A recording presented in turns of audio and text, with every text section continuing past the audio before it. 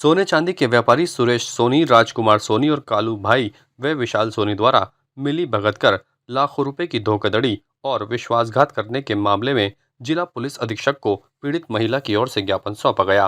पीड़िता मंजू वाधवानी ने बताया कि उसने सुरेश सोनी को अपने पास रखी करीब 4 किलो चांदी बेची थी और उसने 3 लाख रुपए उसे दिए और बाद में 10 लाख रुपए कहने की बात कही, लेकिन उसे वह टालम टोल करता रहा और कई दिन बीत जाने के बाद जब वह उसके दुकान पर पहुंची तो वह 10 लाख रुपए की राशि लेकर भाग निकला। पीड़िता ने बताया कि वह इसके अलावा भी कई लोगों को अपना शिकार बना चुका है, जिसको लेकर आज पीड़िता ने अधिवक्ता वैभव जैन के साथ मिलकर जिला पुलिस कप्तान को ज्ञापन सौंपा और दोषियों के खिलाफ सख्त से सख्त कार्रवाई करने की मांग रखी।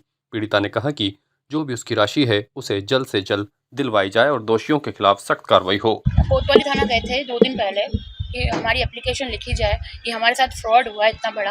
हम लोग जितने भी हमारे साथ हैं 10-15 जने हम लोग गए थे मार्केट के मिलके कि हमारे साथ ये फ्रॉड हुआ है। तो उन्होंने ये कहा एसआई साहब ने कि 2 दिन की जांच के बाद अपनी रिपोर्ट दी जाएगी, एफआईआर दर्ज उसके बाद होगी। तो सर हम ये कह रहे थे कि अगर इतना बड़ा उन्होंने फ्रॉड किया है तो हमारे साथ भी उसी टाइम में उनको एफआईआर करनी चाहिए और कुछ ना कुछ एक्शन लेना चाहिए था, बट इन्होंने ऐसा कुछ भी नहीं किया। इसलिए हम एसपी ऑफिस आए हैं आज, कल भी आए थे लेकिन मिले नहीं थे सर, आज आए हैं तो ये गुहार लगाने कि हमें कुछ न्याय मिलना चाहिए, ताकि इतने सारे लोग हैं उनके साथ जो भी हुआ है उनको न्याय तो मिलना चाहिए एटलीस्ट, क्योंकि इतना बड़ा फ्रॉड होके वो बंदा आराम से घूम रहा है और हम यहाँ चक्कर पे चक्कर काट रहे हैं।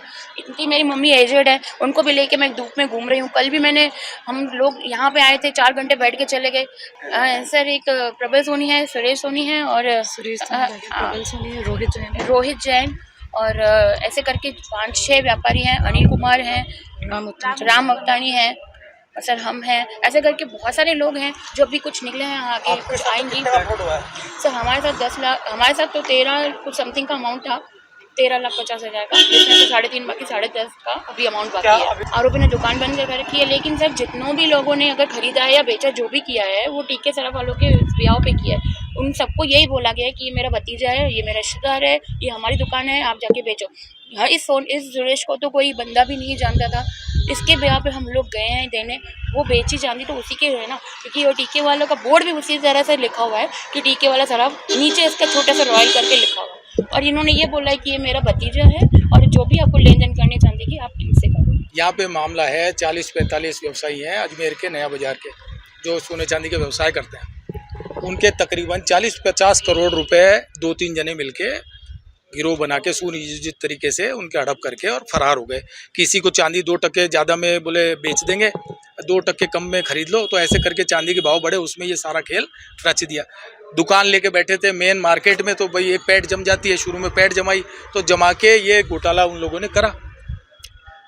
कोतवाली थाने में 2 दिन पहले परिवादी और 4-5 व्यवसायियों ने अपनी रिपोर्ट दी कि साहब ऐसी ऐसी बात है, और भी व्यवसायी आ रहे हैं इसमें खुल के सामने जो अभी तक नहीं आए थे, क्योंकि देखो ये चीज़ें क्या है, मुंह जबानी पे चलती है और कई तरह के व्यापारी बैठता है तो जरूरी नहीं है हर चीज़ को कागज़ में लिख लिख के करता रहे। कई चीज़ें ऐसी होती है जो मुंह जबानी पे भी होती है, व्हाट्सएप पे होती है। व्हाट्सएप आजकल एक एविडेंस है, आप व्हाट्सएप की चैट ले लो, वो एविडेंस के रूप में काम करती है। तो कई व्यापारियों के साथ ऐसी लाखों करोड़ों की चोटें हुई है, उसमें से एक ये मंजू जी भी हैं, एक ये प्रबल सोनी, रोहित जी हैं, राम जी हैं, ऐसे कई है। तो उनके साथ क्या है कि लाखों रुपए की इसमें धोखाधड़ी कर दी। अब कोतवाली थाना अधिकारी जी से मिले ये लोग, तो उन्होंने कहा भाई पहले इसको देखेंगे फिर रिपोर्ट दर्ज करेंगे। वाई क्या इस तरह से होता? अगर उनका कोई भतीजा होता, बुआ का लड़का होता या वो होता है तो उसकी टांगे तोड़ के उठा के ले आते, सेकंडों में उससे भाई दे दे या चांदी। अब ये कार्यशैली पे भी प्रश्न उठता है कि यार पुलिस इस तरह से क्यों करती है। आज एसपी साहब को ये गुहार करने आए, कप्तान है, कप्तान साहब संवेदनशील हैं, उनसे गुहार करने आए कि भाई इसमें मुकदमा दर्ज करके और इनकी कार्रवाई होनी चाहिए, उनको तुरंत प्रभाव से लिया जाना चाहिए, जो भी है इनका माल जब्त हो। ताज़ा खबरों के लिए देखते रहें सरेराह न्यूज। अपना फ़ोन उठाएं और सब्सक्राइब करना ना भूलें।